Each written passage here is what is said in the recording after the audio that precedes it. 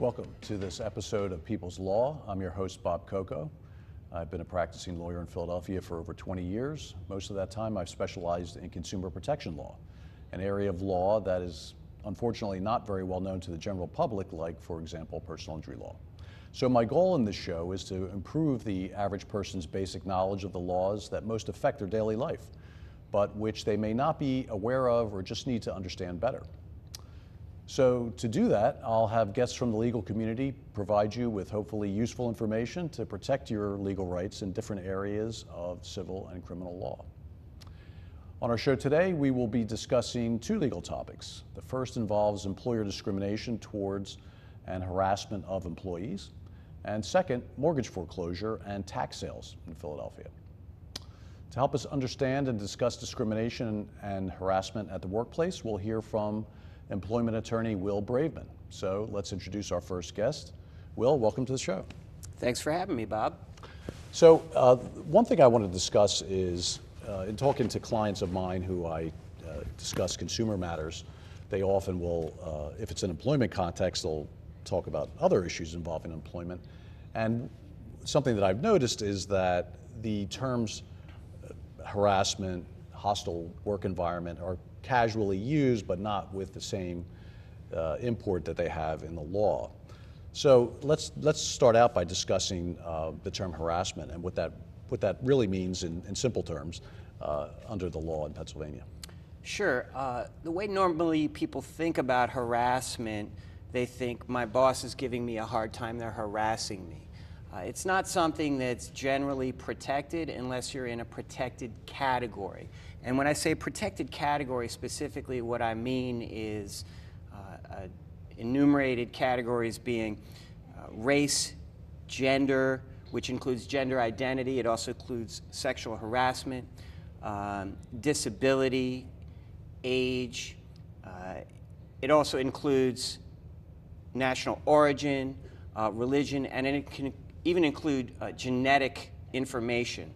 So if you're being harassed because you're in one of those categories, then it is a protected category. And it's all about the motive. Are you being harassed because you're in that category? And if you are, then it's something that's protected and you can redress it legally.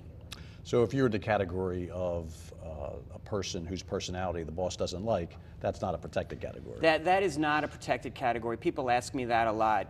I can fire you just because I don't like you. That's totally legitimate, as long as I'm treating you the same as I treat other categories of people, and I'm not discriminating against any one specific category of people. So let's talk about another term that's commonly discussed, but maybe not understood as well as it should be, and that's hostile work environment. Right. Hostile work environment is a tricky one also because people think, oh, they're being hostile towards me, I should be able to sue them. They're being very unreasonable. And what you can do is, if you're in a protected category and you're experiencing a hostile work environment because of your protected category, then you can bring an action. It has to, the kinds of things that you're subjected to can't just be lone comments.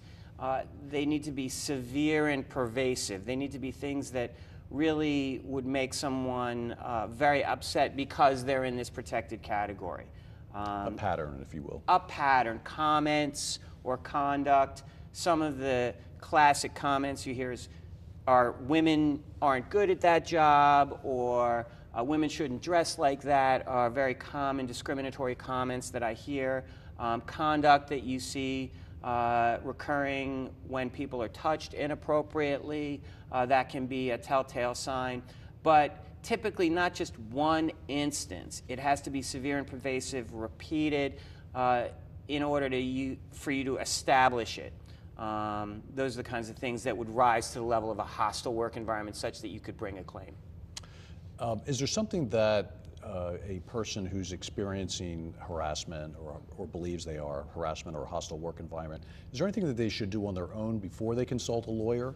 It's a great question, and I would say that yes, you should really try to resolve it on the lowest level you can without involving an agency, without complaining, in writing. You have to remember when you're an employee, and it doesn't say this on your job duties, but it's very important to remember, Your job is to make your boss look good. People don't think about it like that, but that's really what it is. And the first thing you should do is you should just orally complain to your supervisor, your boss, unless they're the one that's doing the discriminating and you have to complain above their head. But you should give that person a chance to resolve the issue. That should be kind of your first thing. And then they might look good, right? If they can resolve this issue. If they can't resolve it, then you kind of have to take it to the next level, start documenting it on your own, keep a timeline, escalate it, send an email maybe to your supervisor, say, I talked to you about this, can you please address it? Then if they don't, maybe escalate it to the next level within the employer. In writing? In writing, absolutely.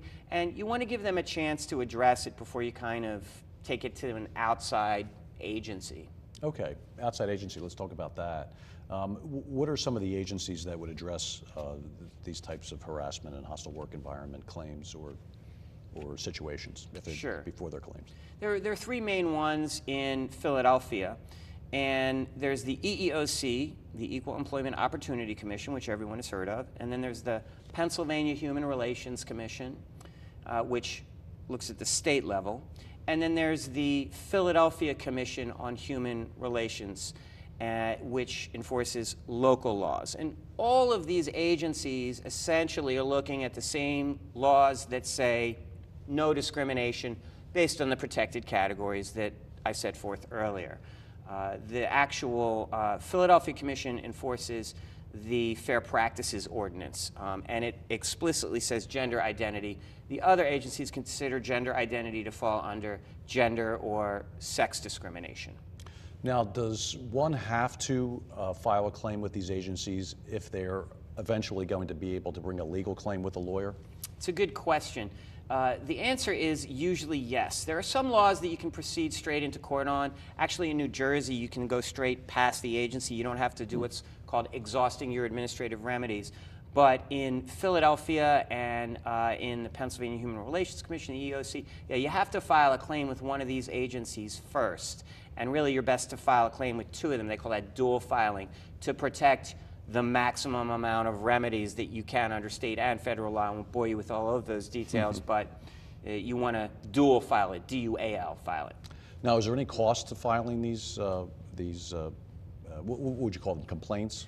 They're called complaints, they're called claims, they're called a bunch of different things depending on which agency. But you, for the most part, do incur no fees if you're not hiring a lawyer. Okay, some lawyers have charges, most do, but you can go right in there and file it on your own. There are no filing fees, and you can do it online, you can do it in person. Do you encourage a potential client that comes to you to file it on their own initially rather than engage you to do it and then involve you again once there's some disposition of the complaint or claim? It depends on a lot of factors. The main ones are how much wage loss are we talking about here? If the higher amount of the wage loss, the more you might want an attorney to look over it first and file it for you because you have an upside and it's worth the investment of getting an attorney. I always encourage people to come in and talk to me first. Because as early in the process as possible, or? Well, what I usually say to people is see if you can work it out with your employer first. And if you can't, then come talk to me. If you've exhausted the employer's kind of internal mechanisms and you're thinking about filing it with an agency, that's when you really want to talk to an attorney, because what you put in writing to that agency is potentially going to dictate the path that a case takes. And an attorney who you speak to might want certain things included in that complaint with a certain level of specificity that you might not get if you just go in on your own. Now, when a potential client comes to you for a consultation, do they pay you for your services? Yes. Okay. They generally do pay me for my services. Take a very narrow amount of cases on a pro bono basis, but yes, generally I have an hourly rate and they come consult me, and then either they go file it on their own after that and then we're done, or sometimes they want to hire me to help them do it for them in the agency, and we talk about the terms of that agreement and move forward together. If it goes past the agency level and you have to file litigation, what about compensation for you at that stage? Are you entitled to be compensated by from the proceeds of any settlement or award, or would they still have to pay you out of pocket for your time? So when a case gets put in suit, I do not charge them an hourly rate. Generally, because there are expenses in litigation, we ask them to put forth an amount of money to cover the expenses of the case, which is a modest amount, relatively speaking, and I do not charge by the hour for my time. I keep track of it, and then at the end of the case, hopefully I pick a good winning case, I move the court for my attorney's fees, and they're awarded to me in that manner. There's another issue I wanted to get to. Deadlines when it comes to agency claims, which I think I skipped over, and I wanted to talk about that before we talked about whether there was filing fees. So is there a deadline from when the conduct, well, let's define when the conduct, when the deadline would begin, and if there is a deadline, when it would begin, and how long it would be? The deadline begins to run from the date of an act of discrimination, and the deadline to file in the PHRC is 180 days from that act of discrimination. And then in the EEOC and Philadelphia Commission, it's 300 days. Okay. Any final thoughts before we allow you to tell people how to get in contact with you if they want to consult with you? Yeah, sure. I would just say that it's better to have a job than a case. That would be my main takeaway from everything. You want to try to work with the employer and give them every opportunity to resolve the issue. If they can't resolve it, then come talk to me. Better to have a job than a case. That's a good motto. Words to live by. Will, how can the public get in touch with you if they want to discuss an employment claim? Sure, you can email me at bravemanlaw@comcast.net. You can go onto my website and check out my website, learn more about my practice, williambraveman.com. Or you can call my phone, 215-545-2931. Happy to talk to anyone who calls. Great. Thanks, Will. Thanks for coming on. Thanks for having me. So we're going to take a short break, and when we return, we'll talk to attorney Michael Froelich from Philadelphia's Community Legal Services about mortgage foreclosure and tax sales in Philadelphia.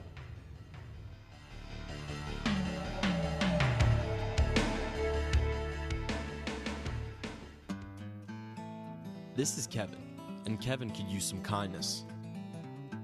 Here's Ian. He could be that man.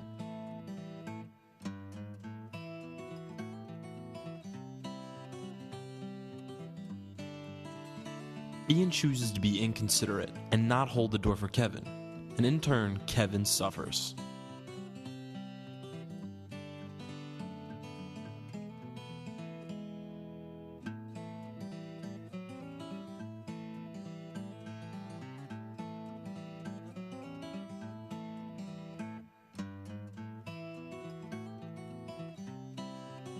Kindness may be a choice, but doing so is always the right one.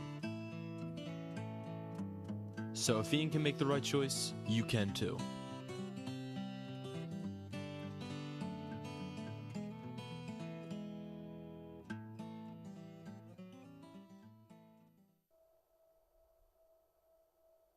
He's following me. He knows where my next class is.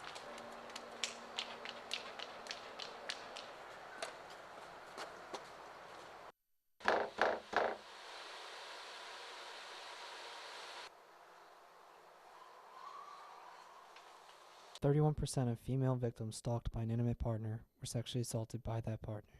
For more help, visit www.victimsofcrime.org.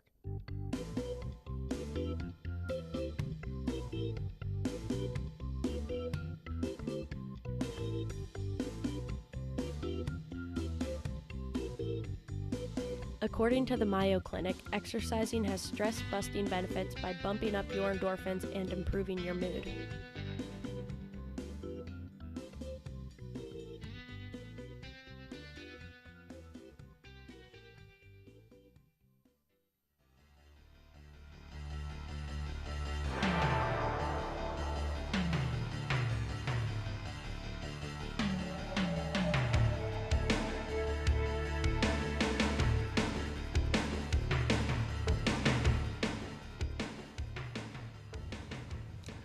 Welcome back to People's Law. I'm your host, Bob Cocco. To help us understand and discuss mortgage foreclosure and tax sales in Philadelphia, we'll hear from our next guest, Michael Froelich from Philadelphia's Community Legal Services. Mike, welcome to the show. Hey, thanks a lot. It's good to be here.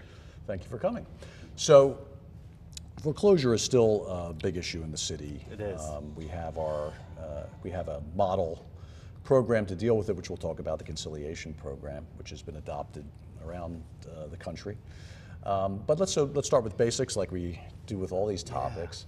I know from having defended many foreclosures myself that people don't really know what foreclosure means. They'll say to me, "I'm in foreclosure and my house is going to be sold tomorrow," Right. which is the end of the foreclosure process. So why don't we define what foreclosure constitutes in Pennsylvania? Sure. Yeah, and as you said, so in Philadelphia, we still have, it's 2018, it's 10 years after the housing recession, and we are still having 200 to 300 residential mortgage foreclosures filed in Philadelphia alone every month. The foreclosure process starts, unfortunately, with someone falling behind in their mortgage. Well, typically. There are other reasons for a foreclosure, but typically it starts with someone falling behind in their mortgage. Maybe they've lost a job, maybe they've suffered the personal trauma, the death of a loved one, something like that.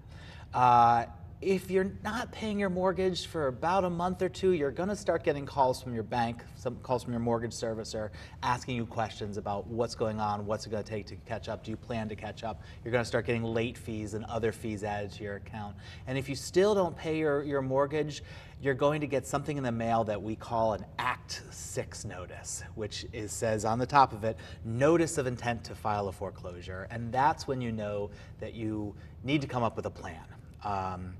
And the first part of the plan is reading your mail. That's right. The first people in debt tend right. not to like to look at their mail, right? That people exactly. People always ask me, what's the first thing I should do if I'm going to fall behind, if I'm facing a foreclosure? And the first thing I always say is, open your mail. It's a scary time. Yeah. Lots going on in your life, but make sure you open and you read your mail. If you don't respond to that pre-foreclosure notice, that Act 6 notice, then the mortgage company can file a foreclosure action in court about 33 days later. So in Pennsylvania and in Philadelphia specifically, the mortgage company will file a foreclosure in court, and in Philadelphia, you'll get served with it. You'll get it brought to your house, you'll get it in the mail, and the cover sheet will say that you've got to come to a mortgage foreclosure diversion conciliation conference. It happens on a Thursday in courtroom 676 in City Hall. And that's the opportunity to sit down with the bank and try to figure out, is there a way to save your home? But this is really important too. Before you actually have that conciliation conference, get in touch with somebody who can help. Get in touch with an attorney, get in touch with a housing counselor. Bob, you mentioned the mortgage foreclosure diversion program, and we're pretty fortunate in Philadelphia that we have a network of free housing counselors that you can call and you can talk to and you can get an assessment about what can I do here. Right, and that's before a lawyer gets involved, so you don't have to file an answer to the complaint and pay a lawyer. You can work through the housing counselor. That's right, and many people, if you're in a foreclosure, you can't afford to pay an attorney at first. So you can get in touch with a free housing counselor by calling the city's Save Your Home Philly hotline, and the phone number is 215-334-4663. It's 334-HOME, and you'll have a chance to talk with somebody, and then they're going to set you up with an appointment with a housing counselor. Maybe you need a payment plan. Maybe you've lost your job for a few months, but now you're working again, and you just need a few months to catch up. Maybe you need to modify the mortgage loan. Maybe it's been a year since you've been able to pay your mortgage, but now you've got a job again, you can afford to pay it again. You can modify the mortgage, maybe attach your back money onto the new balance. We call that capitalizing the arrears, and get a new mortgage to catch up. Maybe you can qualify for a program called HEMAP, the Homeowners Emergency Mortgage Assistance Program. We commonly refer to it by the acronym HEMAP or HEMAP. Right. HEMAP is a program run by the state of the Commonwealth of Pennsylvania's, which provides you with a second mortgage for the back payment and then with monthly payments based on your income. So you'll resume paying your mortgage, but with a HEMAP loan, you'll then pay as little as $50 a month towards your HEMAP loan until that's paid off, and that's a way to get current. So for people who are worried about memorizing some of the stuff you said that the HEMAP alternative, that's something that's going to be, you're going to be advised of in what document during the process? That's right.